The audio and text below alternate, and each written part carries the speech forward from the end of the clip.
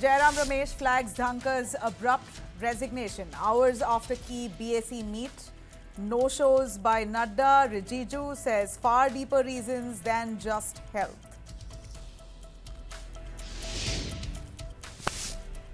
Air India flight from Hong Kong to Delhi reported fire in its auxiliary power unit post-landing. All passengers, crew are safe. Minor aircraft damage has been reported. That flight is now grounded.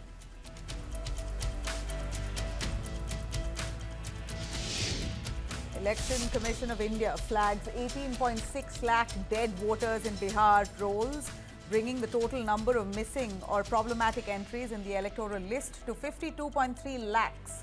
RUCKUS has erupted in the Bihar Assembly after the Opposition MLAs demanded a debate on the special intensive revision exercise, which the opposition says a deliberate attempt to wipe off poor and minority voters. Karnataka street vendors, in fact, they're all now up in arms against the UPI tax notices that they've got. They're deciding to protest from 23rd to 24th of July against hefty tax fines that they've received, demanding more clarity and exemption on untaxed goods. They allege that officials were levying fines without clear criteria, jeopardizing their livelihood. Iconic MiG-21 jet to be phased out after 60 plus years. Indigenous LCA Tejas Mk1A to take over at Nal Air Base. Indian Air Force will get at least half a dozen Tejas light combat aircraft by March 2026, confirms HAL. Madras High Court orders 25 lakh as interim relief to Ajit Kumar's family, the temple guard who was assaulted in police custody. In fact, the court observes how this has happened under the state government's watch, court slamming the state for inadequate response.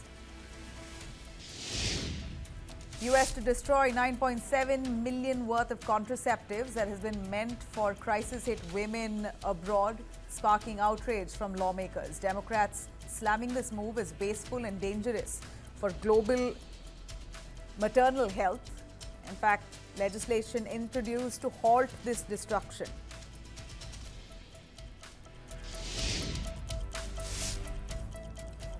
Senator Lindsey Graham says Trump is all set to impose steep 100% tariffs on nations importing Russian oil, naming India, China and Brazil. The move is aimed at choking off Putin's war funding. Many countries currently account for 80% of Russia's crude exports. Finally, Harvard battles 2.6 billion federal funding cut in court, calling move an attack on academic freedom and scientific research. Lawsuit claims that these Trump freezes are aimed to pressure universities into political compliance on research decisions. Harvard now deciding to sue Trump